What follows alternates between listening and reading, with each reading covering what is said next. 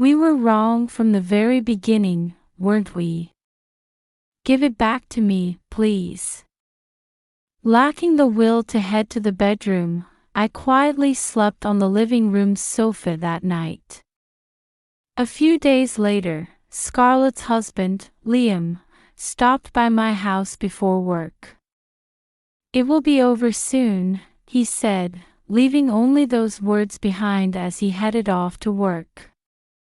His unusually strong tone was unsettling, but I didn't think much of it.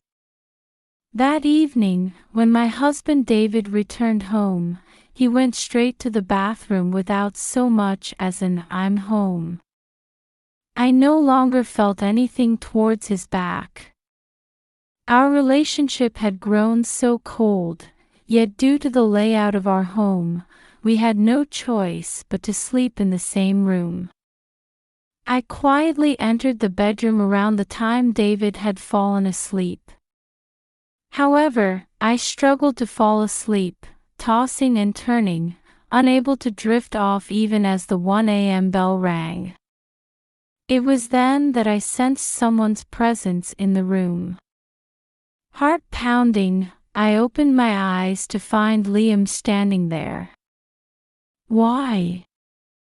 Ignoring my question, Liam pulled me out of bed and forcibly shoved me into the closet. He followed me in, closing the door just enough to see into the room. "What's gotten into you?" "Shh." Restrained by Liam's hand, I fell silent under the pressure. He continued peering through the crack in the door, observing the room. Just a little longer. I didn't know what he was waiting for, but I had no choice but to do the same. It was a few minutes later. "What?" Gasping at the clear, eerie change in the bedroom, all I could do was watch. People prefer happy endings over bad ones. An ending where everyone is smiling joyfully, without a single person missing. But do stories where everyone is happy truly exist? Isn't someone's happiness always accompanied by another's misfortune? This is the story of my happy ending. Happy birthday, Mom. I'm Sarah, 57 years old this year. At this age, people normally don't remember how old they are, but my daughter Scarlett always celebrates me so thoughtfully that I remember. Scarlett gifted me a beautiful fountain pen that I could use for work. I think last year's present was a wallet. This is from me. Happy birthday. Scarlett, who has grown up to be so kind-hearted, has a husband. It's Liam, who was her co-worker. Liam is a man of few words and often seems absent-minded. To be honest, when he was first introduced as her boyfriend, I was a bit worried. But the way he looks at Scarlett is full of tenderness, and I gradually realized he is someone who can be there for others, which put me at ease. Even now, though his words are a bit vague, the gift he handed me was carefully wrapped, containing a beautiful scarf inside. He has impeccable manners and is very kind. I am happy to be surrounded by such wonderful people. Thank you, both of you. I will treasure these. We should be thanking you for everything. Oh, and I bought a cake, so let's eat it soon. I'll go cut it. Thanks. Mom, you just sit here. The cake was beautifully divided into 4 equal parts. As Liam was serving the cake onto plates, the living room door opened. You're being noisy. Welcome home, Dad. Today is Mom's birthday. Oh, is that so? Is there a piece for me? Ah, yes. Here you go. Keep it down. I'm going to bed soon. Taking the cake from Liam, David went to the bedroom without so much as a glance at me or Scarlett. What was that about? He couldn't even wish Mom a happy birthday. Now, it can't be helped. He's been like this for years. I don't mind. David used to be such a kind man. We promised to be good parents together and had Scarlett. At first, I think David tried to be a good father. When Scarlett cried, he would rush to her even faster than I did, and he brought toys home for her every day. But raising a child takes up time, for better or worse. David gradually began to prioritize his own desires over time with Scarlett. As a result, little Scarlett grew less attached to David.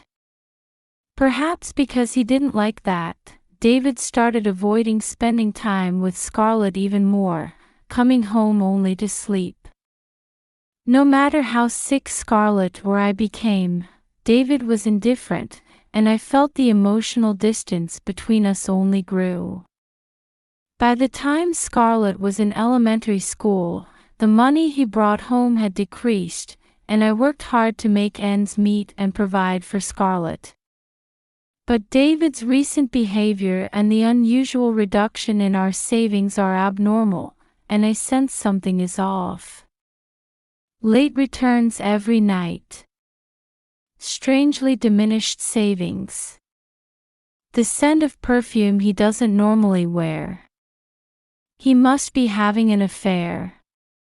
Or perhaps he's gotten hooked on visiting shops with those kinds of women.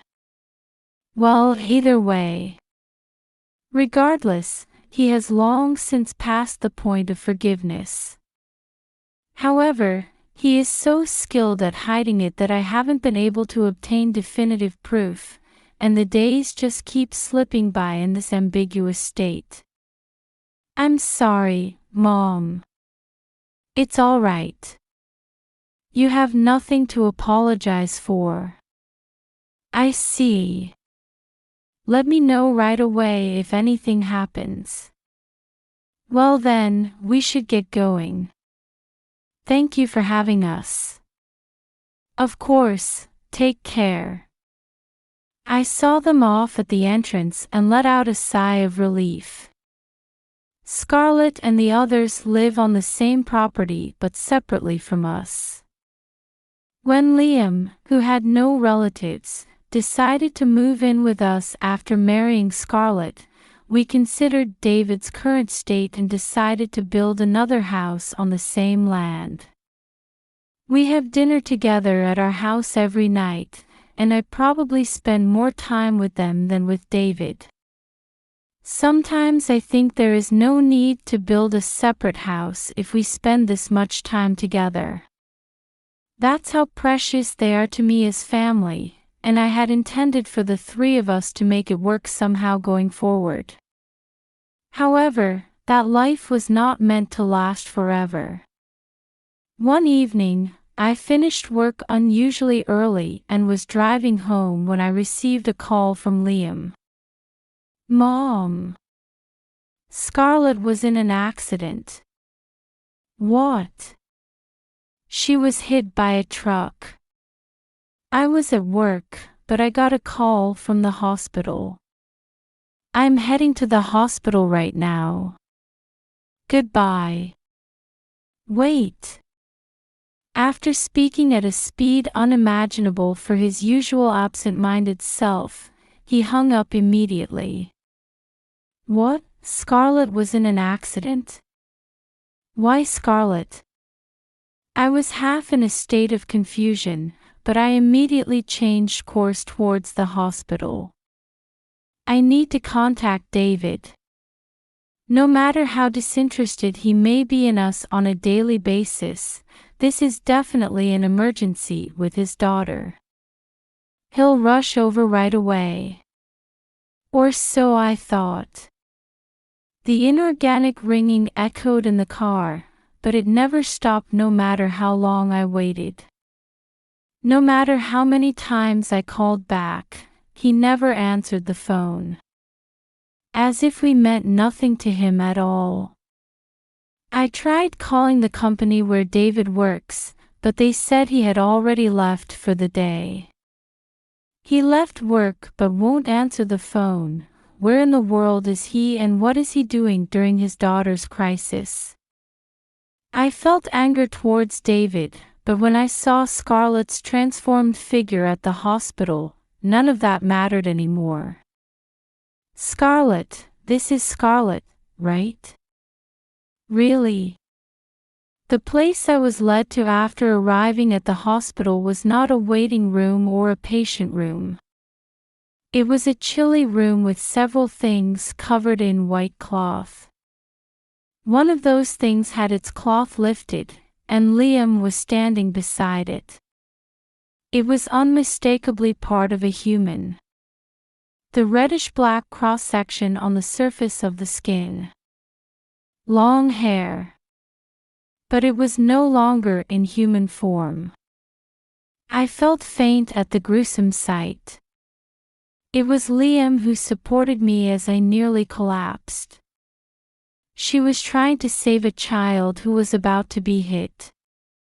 So like Scarlett. His hands supporting me were terribly cold, and his voice was choked with tears, sounding agonized. The thing in front of me had half of its face still beautifully intact, forcing me to recognize that this was Scarlett, no matter how much I wished it weren't so. But if I shifted my gaze slightly, what should have been there was not. As the police officer explained the situation matter-of-factly, my sobs became uncontrollable. Why Scarlett? Scarlett didn't do anything wrong, did she? Why are you taking Scarlett away from me? My emotions were in turmoil, and I was so distraught that I didn't even know what I was saying anymore. But that was all I could do. I felt that if I didn't let out all these overflowing tears and emotions, would cease to be myself. Liam embraced my shoulders gently, even as he grimaced in pain. He sniffled from time to time. Even though he is so much younger than me, he is trying so hard. What in the world am I supposed to do from now on? I no longer cared about anything at all. What followed seemed to end in the blink of an eye, surprisingly. The police investigation found no criminal activity, just an accident. Scarlett was hailed as a hero for saving the child. The funeral was quite an ordeal with so many people in attendance. As her mother, it made me a little happy to see how beloved Scarlett was by so many.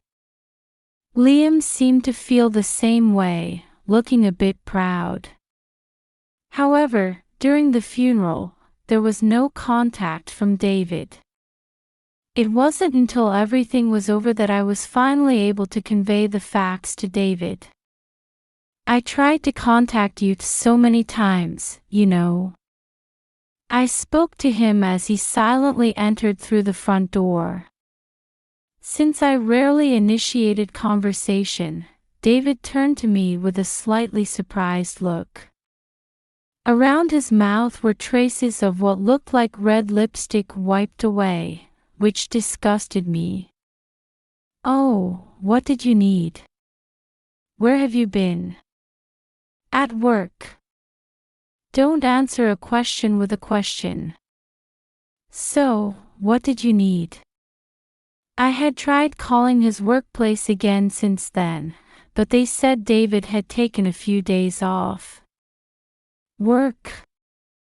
Don't make me laugh. But I no longer had the energy to say such things. Scarlett was in a traffic accident, and we finished her funeral yesterday. I see, that's unfortunate. I felt like I had been hit hard on the head.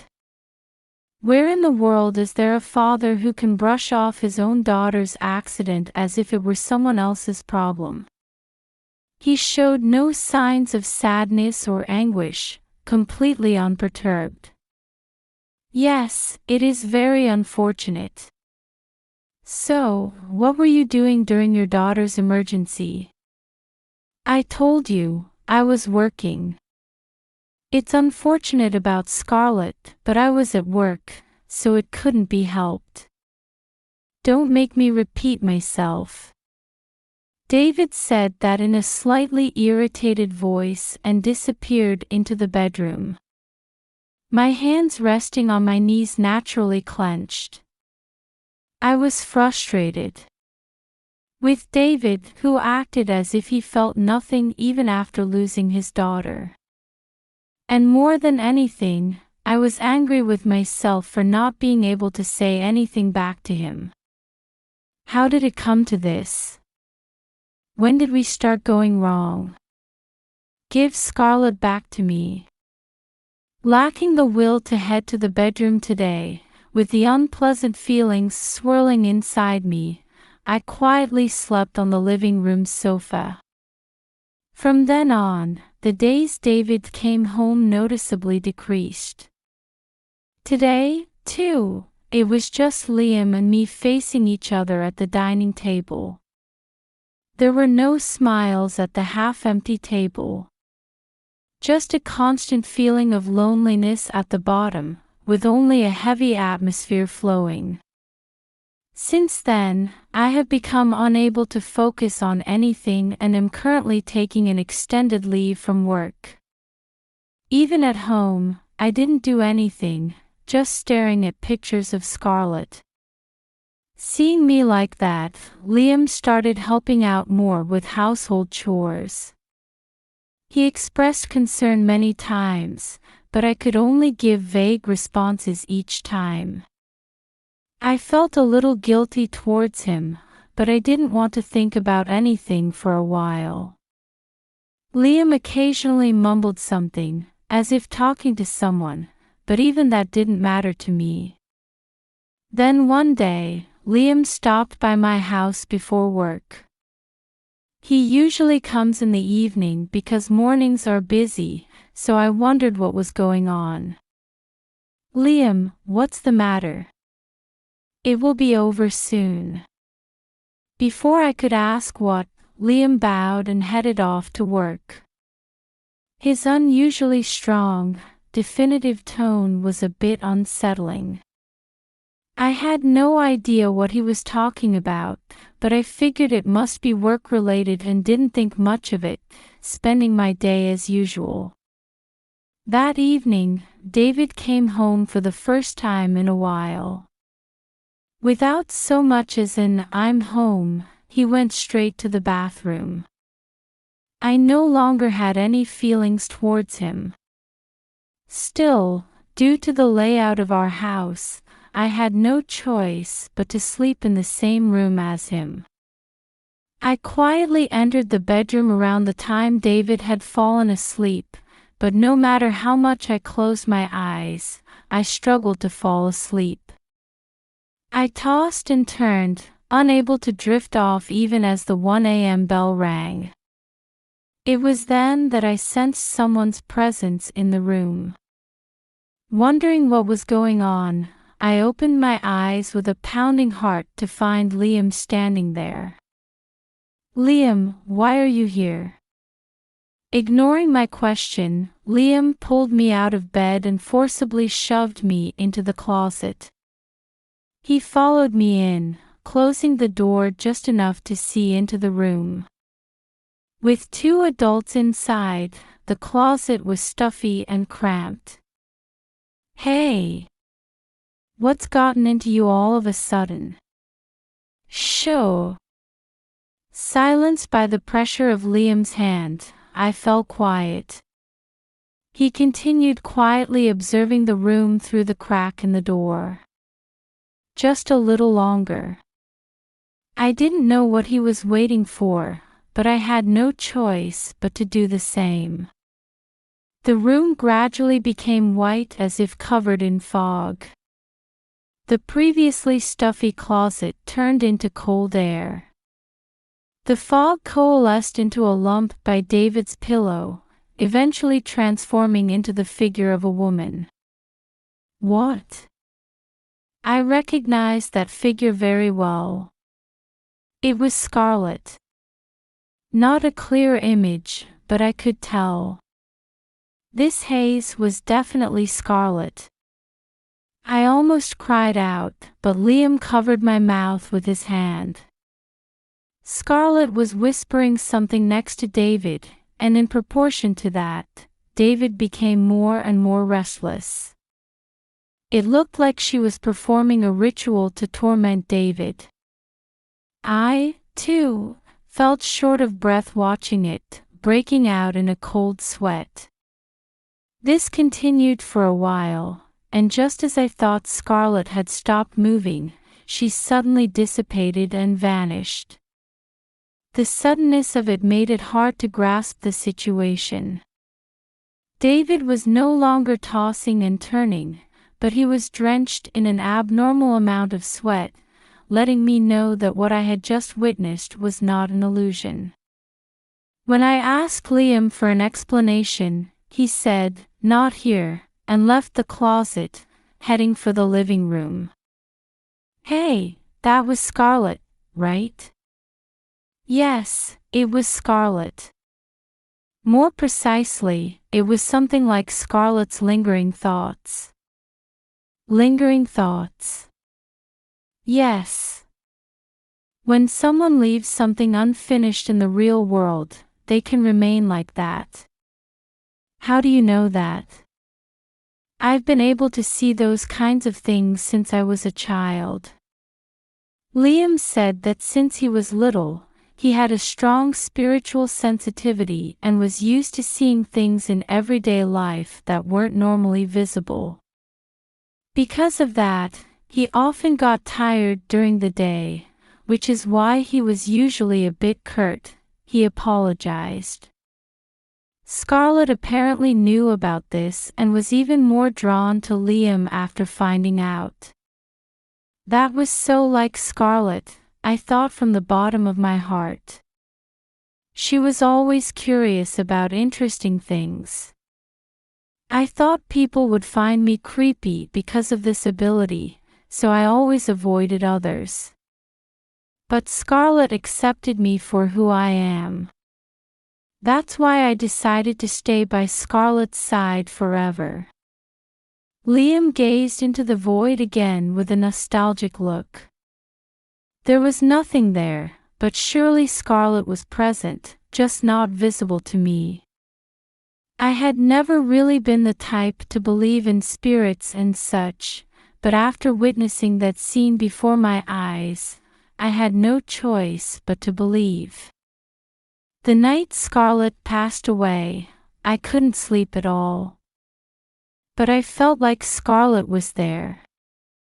I couldn't see her clearly at the time, though. I see. But recently, I've been able to see her clearly. I can even have conversations with her now. The person Liam had occasionally been talking to was Scarlett, who remained here as a lingering thought. Being able to not only watch over but also converse with her. Getting to talk once more with Scarlett, whom I thought I would never speak to again. But no matter how hard I strained my eyes, I couldn't see Scarlett's figure. I felt envious of Liam's ability. Did Scarlett say anything? First, she apologized for suddenly being gone. Scarlett, you have nothing to apologize for, I wanted to tell her. You did nothing wrong. You're a hero who protected a child. She was very worried about you. She wants you to recover soon. There was no way I could recover. Scarlett was all I had, my only reason for living, my only family. And she was really angry at your father. So she said she wanted to unleash that anger today, and that's what happened. Sorry for startling you. I see. But why in the closet? Honestly, there's a lot I don't understand about spirits and lingering thoughts. I thought it would be bad if Scarlett's negative emotions affected you too. That makes sense. It was a bit hard to breathe. Is Scarlett also the reason David suddenly came home today? Yes. Scarlett apparently did something. I don't know the details either. Liam shrugged, saying, spirits are mysterious, aren't they? I, too, had a lot I wanted to say to David, and I had always wanted to unleash it someday. Maybe now was the perfect opportunity. Let's put an end to this crumbling relationship. Liam, do you have time tomorrow? Oh, yes, I do. Let's end this, all of it. I want to have a proper talk with David. Do you think Scarlett would participate? She's nodding. With a big smile. She must have something in mind. I don't know what, though. A reassuring ally. Well then, let's go to bed for now. Yes. Oh, one last thing. Scarlett truly cherished you. So please don't push yourself too hard. I know. Well then, good night. Liam went home, probably together with Scarlett. I didn't want to return to the bedroom, so I lay down on the living room sofa. Unlike earlier, I was quickly overtaken by drowsiness and fell into a deep sleep. Even though sleeping on the sofa should have been uncomfortable, it was the best sleep I'd had recently. I woke up to the chirping of small birds. A pleasant sunlight streamed in through the gaps in the curtains, and I thought it was a truly delightful morning. As I sat there for a while, lost in thought, I suddenly heard a scream from the bedroom, followed by the sound of loud footsteps running and stumbling. Sarah! I was wrong. I've been cheating until now. I'm sorry. So please forgive me. David suddenly entered the living room and immediately prostrated himself with the same momentum. I was dumbfounded by the sudden occurrence, but I guessed that Scarlett must have said something to him in his dream. Why did you do such a thing? After Scarlett was born, you were always focused only on Scarlett, so at first I was just playing around to get back at you, but before I knew it. I'm reflecting on it now. I'll never do this again. Scarlett made me realize. Let's start over as husband and wife from here. David's voice sounded like he was about to cry. A grown man crying and making a scene over his own doing, how pathetic. It's too late. A man who was having an affair even at the time of Scarlett's passing. Do you think I would forgive you? My voice came out far colder than I thought I felt towards David, who was pleading with me. David's shoulders shook in surprise at my reaction. But if you think about it, it's because you never paid attention to me and only focused on Scarlett, so it's not my fault, it's yours. I stiffened a little at David's loud voice, raised in a panic. However, at that moment, the front door opened and Liam entered. Upon seeing him, or more precisely, the empty space to the left behind him, David began to tremble. "Ah, you can see her, father-in-law." "Scarlett, that's not it. It's not that I didn't think of you. I was just lonely, and I really wanted to attend your funeral." David hastily made excuses in a rapid-fire manner, but he was speaking to empty space. But surely Scarlett was there. Scarlett is really angry right now. For mother-in-law's sake. I still couldn't see anything, but David's flustered state spoke volumes about the reality of the situation. But such flimsy words wouldn't resonate.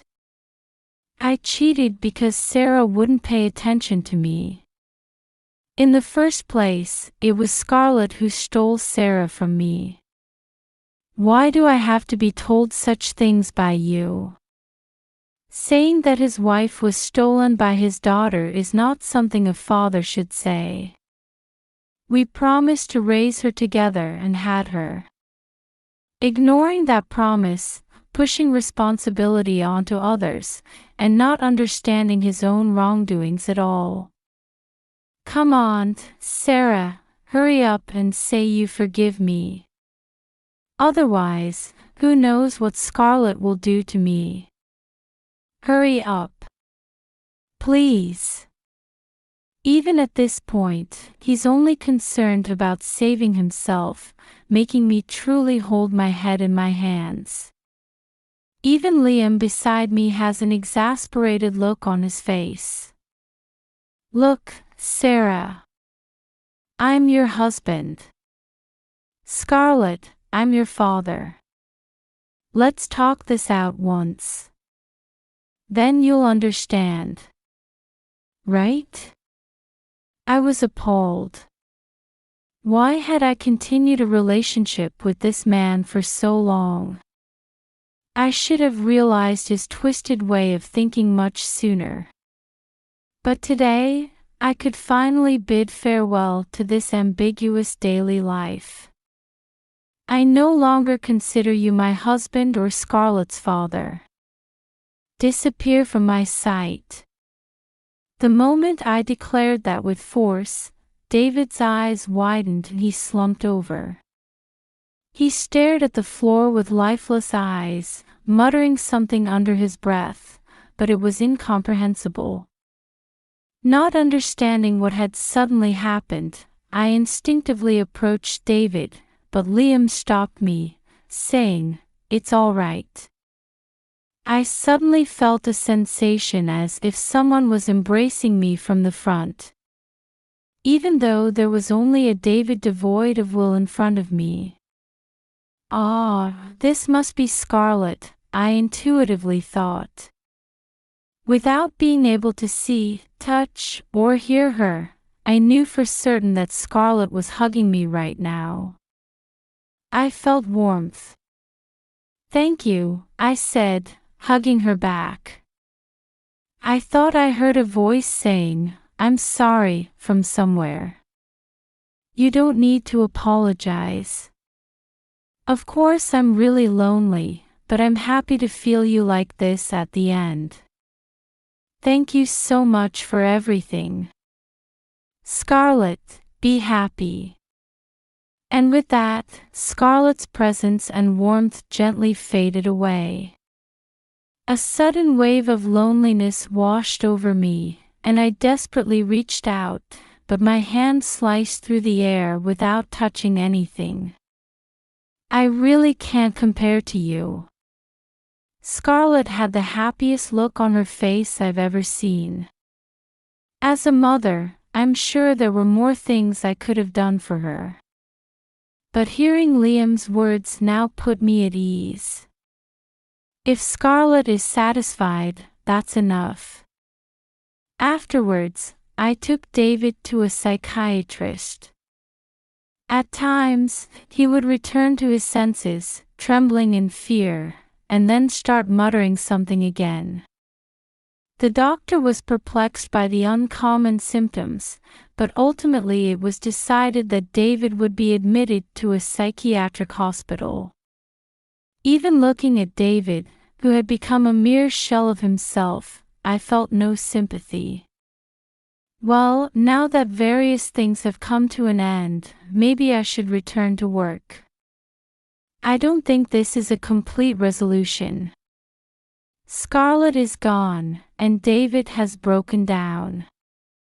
From an outsider's perspective, this might be considered a bad ending. But my heart feels strangely refreshed. All the years of worrying about David have finally come to an end. I was able to hug Scarlett one last time. I have the kind-hearted Liam to support me as family. From my point of view, this is a fine, happy ending. I have no regrets left.